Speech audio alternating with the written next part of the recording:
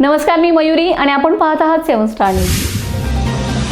सह्याद्री सहकारी साखर कारखाना, वसंतदादा शुगर इन्स्टिट्यूट मांजरी पुणे आणि सातारा जिल्हा मध्यवर्ती सहकारी बँक सातारा यांच्या संयुक्त विद्यमाने चोराडे येथे भव्य शेतकरी मेळावा व कृत्रिम बुद्धिमत्ता तंत्रज्ञान कार्यशाळा उत्साहात संपन्न झाले.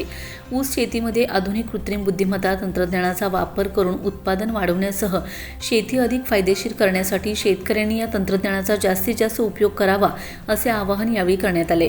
कार्यशाळेत डॉक्टर विवेक भोईटे, कृत्रिम बुद्धिमत्ता समन्वयक, कृषी विज्ञान केंद्र बारामती तसेच डॉक्टर अभिनंदन पाटील आणि डॉक्टर समाधान सुरवसे यांनी शेतकऱ्यांना AI तंत्रज्ञानाचा शेतीमध्ये कशा पद्धतीने वापर करता येईल याबाबत सविस्तर मार्गदर्शन केले.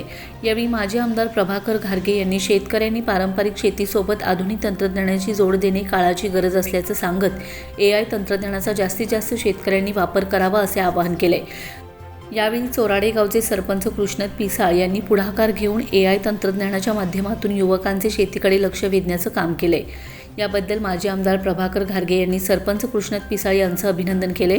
कार्यक्रमास पंचायत समिती सदस्य संग्राम पाटील, सह्याद्री सहकारी साखर कारखान्याचे संचालक संतोष घारगे, पुसेसावळी जिल्हा परिषद गटाचे नेते सुहासदादा पिसाळ, सरपंच कृष्णत पिसाळ, सरपंच संजय पिसाळ, उपसरपंच सुधाकर कुंभार यांच्यासह खटाव तालुक्यातील शेतकरी मोठ्या संख्येने उपस्थित होते.